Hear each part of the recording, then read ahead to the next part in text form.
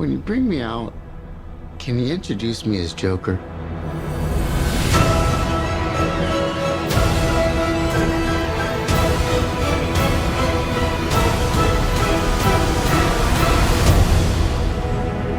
Send in the clowns.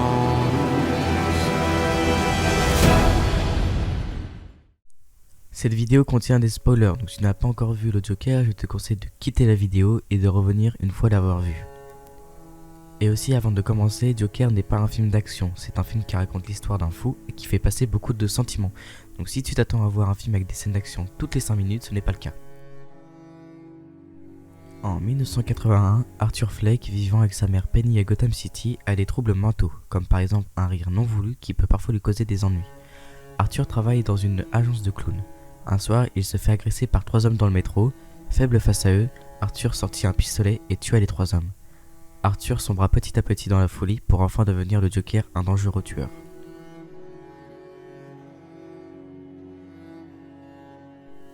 Je vais commencer par l'élément central du film, le Joker, qui est joué par Joaquin Phoenix. Joaquin Phoenix a fait une interprétation incroyable dans le film, pour moi même la meilleure interprétation d'un personnage d'ici.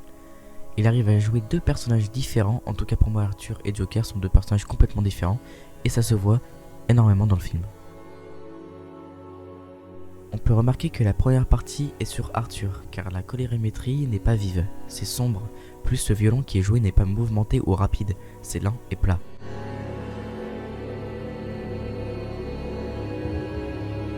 D'un côté scénaristique, on vit tous les événements négatifs qu'endure Arthur au fil du temps, comme quand il se fait attaquer dans la rue, quand il se fait virer ou pour finir l'attaque dans le métro.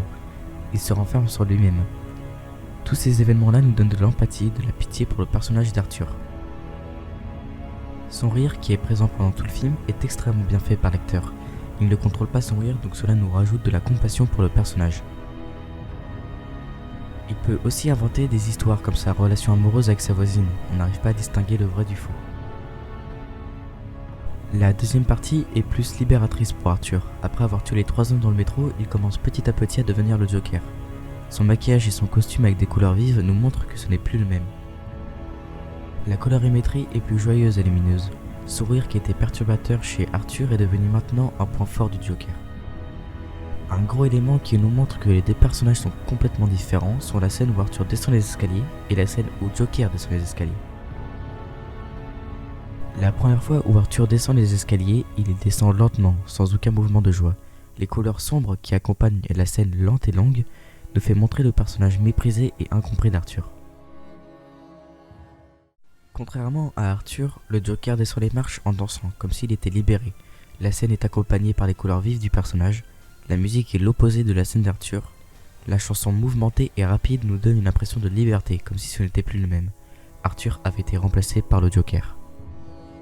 Le scénario est très bien écrit, on suit l'évolution d'Arthur de A à Z, il n'y a aucune scène qui manque, tout est là.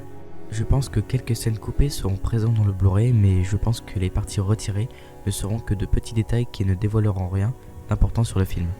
Le film est tout simplement complet. Je pense avoir tout dit, pour ma part j'ai beaucoup aimé le Joker, c'est un des films qui rentre dans mon top 3 de films que j'ai vus de ma vie. Merci d'avoir regardé la vidéo et à bientôt.